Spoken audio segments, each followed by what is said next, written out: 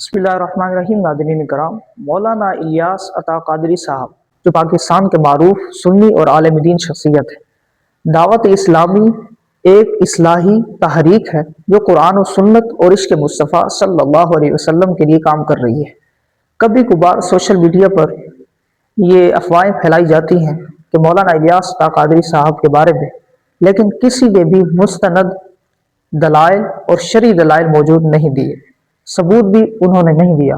हमारे बड़े उलमाए अहले सुन्नत ने इनकी खिदमात की जो है वो तस्दीक भी की है, और लाखों अफराद जिन्होंने दीन सीख कर और काम भी कर रहे, दीन का काम भी कर रही है।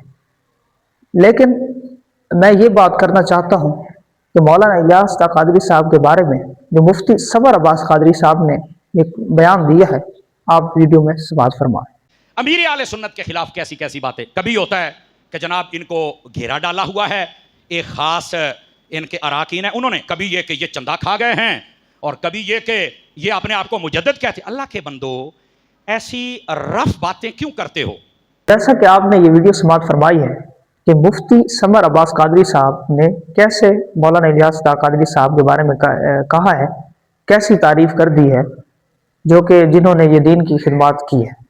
और मैं आपको ये बताता हूँ कि अहले इल्म हमें ये सिखाता है कि अगर आपके पास कोई शरई दलील मौजूद ना हो और किसी के बारे में इल्ज़ाम लगाना, किसी भी मुसलमान, चाहे वो कोई भी मुसलमान है, उस पर इल्ज़ाम लगाना गुनाह है। अल्लाह ताला हमें हक बात करने की तौफीक अता फरमाए।